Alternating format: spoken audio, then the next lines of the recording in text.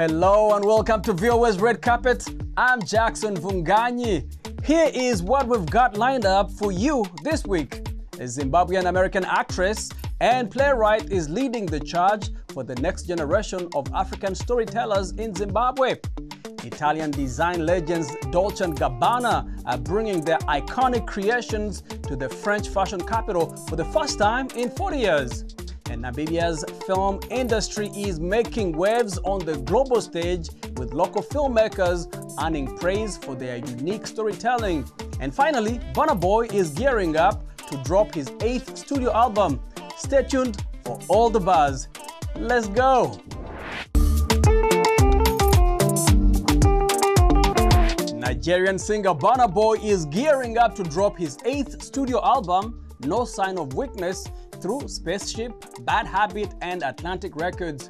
He's already kicked off things with a bang, releasing the lead single Bando by Bando on the same day he made the announcement.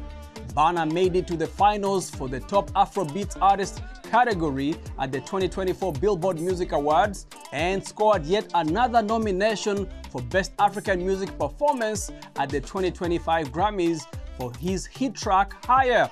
On top of that, Burna Boy has a massive milestone ahead. He's headlining the iconic Stade de France in April, the country's largest stadium. Big moves for the Nigerian star, also known as Damini Ogulu.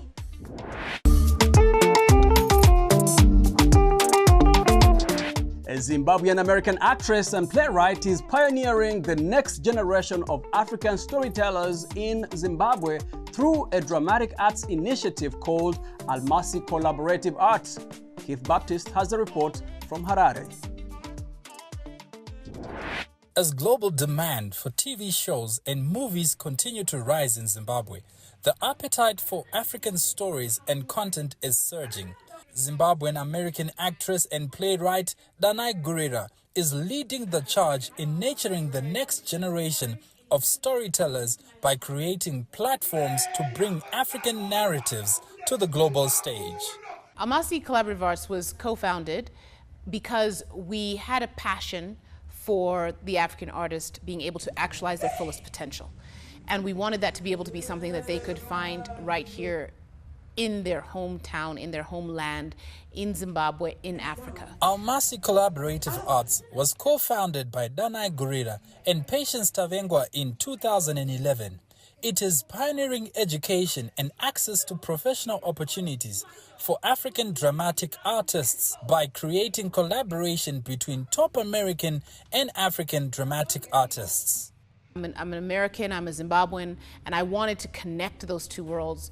And that's why it's also called collaborative.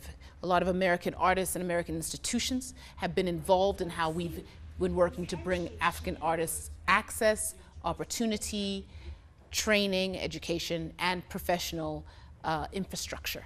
The 2024 conference held in December at the iconic Reps Theatre in Harare saw 5 Zimbabwean playwrights sharpening their craft under expert guidance. The conference kicked off with an 11-day masterclass that culminated in public staged readings of these playwrights. We do this so that we can be able to introduce a rigor, we can be able to introduce a culture of hard work and also process within the theater, so that playwrights can understand that after they are done sitting down at home and writing their own play, there's a whole entire world which includes directors, dramaturgs, and actors to step in and help them birth their work.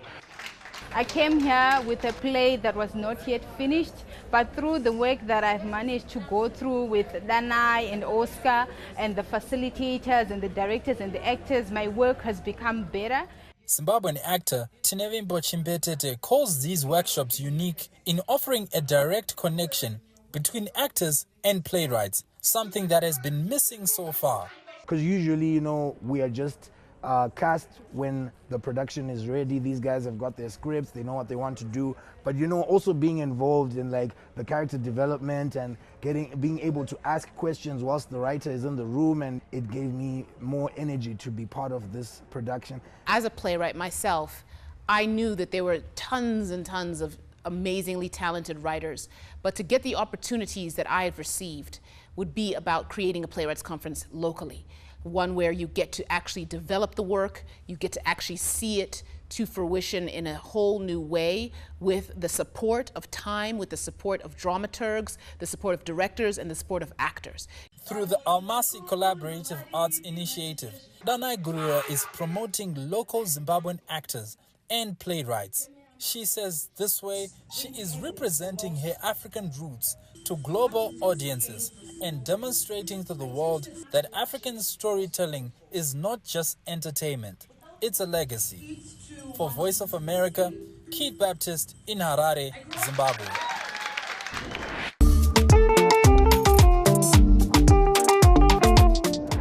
For the first time in their 40-year history, the Italian design duo Dolce & Gabbana are showcasing their work in the French fashion capital. Paris, the birthplace of haute couture, now finds itself hosting a powerful Italian counterpoint to French luxury fashion. Let's check it out. Italian couture house Dolce & Gabbana opened a new exhibition featuring 200 original creations in Paris's iconic Grand Palais Exhibition Hall. The exhibition From the Heart to the Hand, running from January 10th to March 31st, explores the creative process of designers Domenico Dolce and Stefano Gabbana in an open letter to Italian culture. This moment is very significant for Dolce & Gabbana because it's the first time they are presenting in Paris, ever. They have never shown their collection in Paris. They have always presented their collection in Italy. Mixing past and current collections, curators chose pieces reminiscent of Italian paintings, antique mosaics, and aristocratic garments. So it's like a patchwork. It means each piece has been cut and sewn together. Then it's really a very, very difficult work to achieve. Each room embodies a specific historical period, geographical area, or cultural feature of Italy that infused the work of Dolce & Gabbana.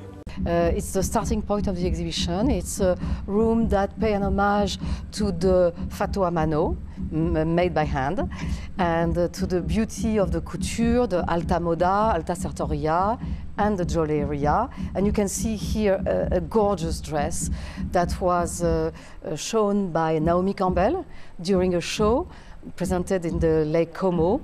Sicily, Domenico Dolce's birthplace, lies at the heart of the collection. Traditional Sicilian hand-painted cards, ceramics, and lace-making techniques are woven into couture. The fashion exhibition has become a real phenomenon, very important in the museum world. It has changed the rules, it has changed the perspective, it has changed the level of the presentation.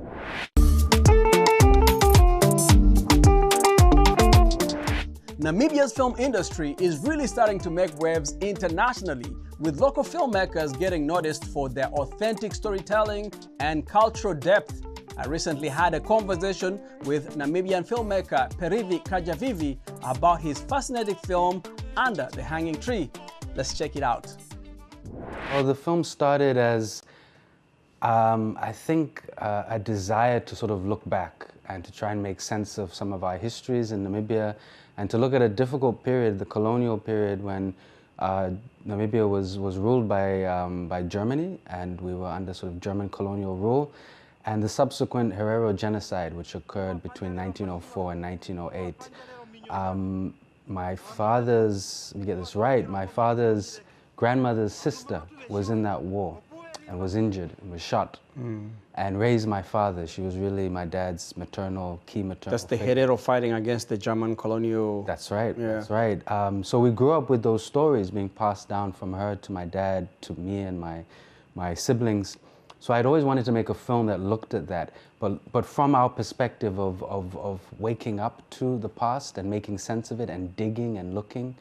So I just felt very early on I had to have a police officer at the center of this story, because detectives like to dig and kind of investigate and look and dig up the past in this kind of way. So it felt appropriate.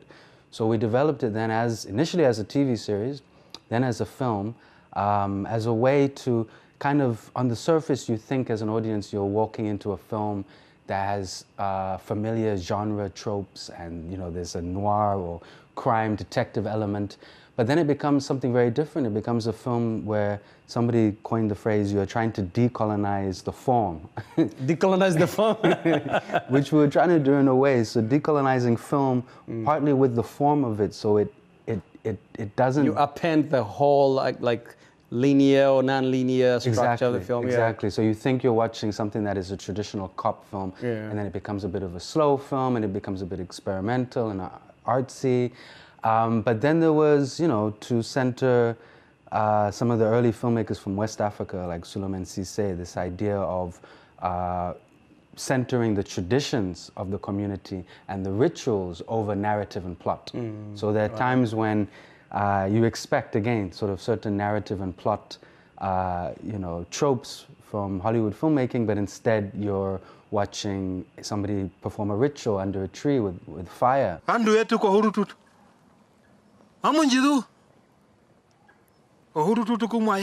was a time when there were no films, no filmmakers. Absolutely. Now, we've had a submission to the Oscars. We've had Namibians with making films that have been on Netflix and Amazon Prime and other big streamers and international platforms. So things have changed dramatically from when I was a kid, if I was to remember. Technology companies, industry executives, and entrepreneurs were in Las Vegas for CES, a massive consumer electronics show featuring the latest advancements in artificial intelligence, vehicle technology, robotics, and more. Tina Tree reports from Las Vegas. CES, the massive consumer electronics trade show that takes place every year in Las Vegas, kicked off this week with a keynote from NVIDIA CEO Jensen Huang. NVIDIA is a U.S. computing company that had a blockbuster year in 2024, with a market capitalization of $3 trillion and share prices that surged 171%. It's also at the center of the artificial intelligence boom. AI agents may become a firm's new digital workforce, if given business-specific data and predefined parameters, Huang says. The IT department of every company is going to be the HR department of AI agents in the future. What Huang calls physical AI takes things a step further, interpreting data to carry out tasks and functions in the real world. Automakers are exploring the field as cars advance from driver-assisted technologies to fully autonomous vehicles. Their success is aided by AI predicting real-world scenarios that can be, well, unpredictable. I don't think there's a fundamental issue of them not being safe. It's how do you interact with the rest of the environment? And that still has some development to go. It's working pretty well in most cases. You're going to have challenges to meet, but human drivers aren't 100% safe either. Honda unveiled 2 prototype electric vehicles, currently without self-driving functionality. One company vice president stresses the importance of remembering who ultimately benefits from advances in technology. Honda has always pursued human-centric vehicle development, and I think that is all the more important in this era of software-defined vehicles and autonomous driving. Human-centric technology working hand-in-hand with AI agents, challenging the relationship between humans and machines. Tina Trin, VOA News, Las Vegas.